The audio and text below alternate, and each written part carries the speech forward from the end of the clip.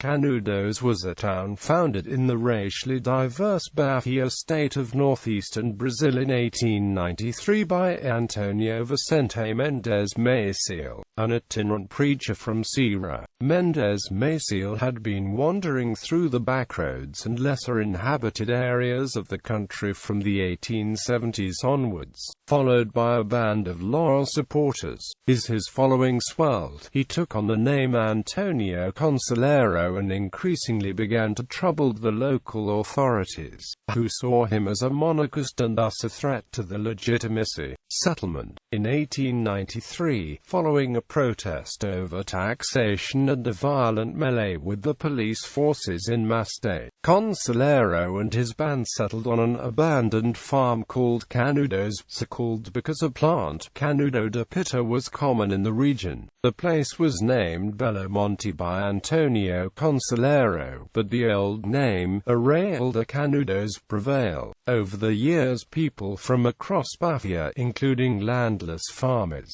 former slaves, indigenous people and cangaceiros, flocked to join him, and within a few years the fledgling settlement numbered 30,000 people and had developed a leather exporting business. As a community, Canudos operated somewhat like a religious commune, with Antônio Conselheiro as the principal member and director. Canudos was a heavily religious settlement, under the sway of Antônio's fanaticism. But despite his fanaticism, he did not assume any official position of authority. Canudos was not explicitly communist, and in fact could even be called monarchistic, but the settlement worked along somewhat communistic lines, practicing common ownership, abolishing the official currency, negating Brazilian national laws, as well as participating collectively in the management of the town. Canudos was in essence a reaction against the contemporary Brazilian nation-state. Neither the local nor national government supported the settlement in Canudos.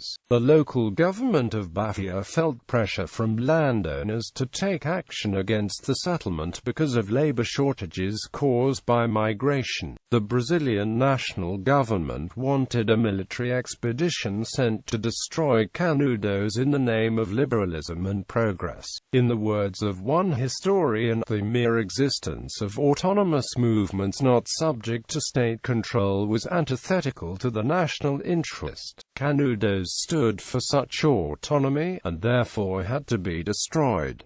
Suppression of the community. The first three invasions were amply defeated by the villages. However, in 1897, a considerably larger fourth invasion force managed to overwhelm the village. The success was in part helped by the death, from dysentery, of Antônio Conselheiro during the early stages of the siege. The Brazilian army showed no mercy, brutally massacring the survivors and destroying the entire village.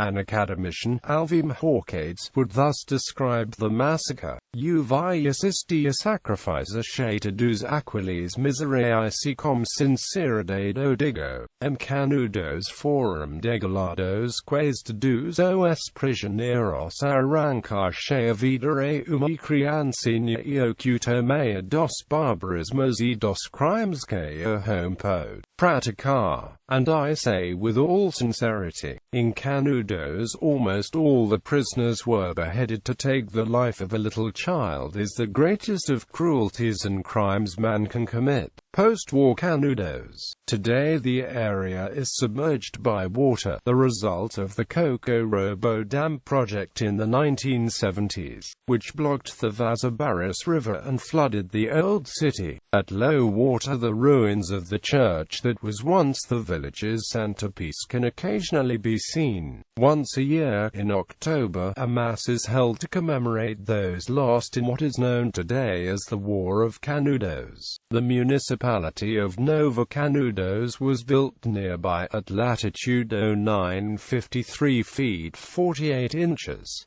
south and longitude 3901 35. west, and currently has around 13,000 inhabitants. The story of Canudos was told by war correspondent Euclides da Cunha in the book Os Sertos and also in the novel The War of the End of the World, by Nobel Prize laureate Mario Vargas Llosa, and described at length by Peter Robb in A Death in Brazil. In fictional form it appears in the novel The First Garment by a Georgian writer, Guram Dochanashvili.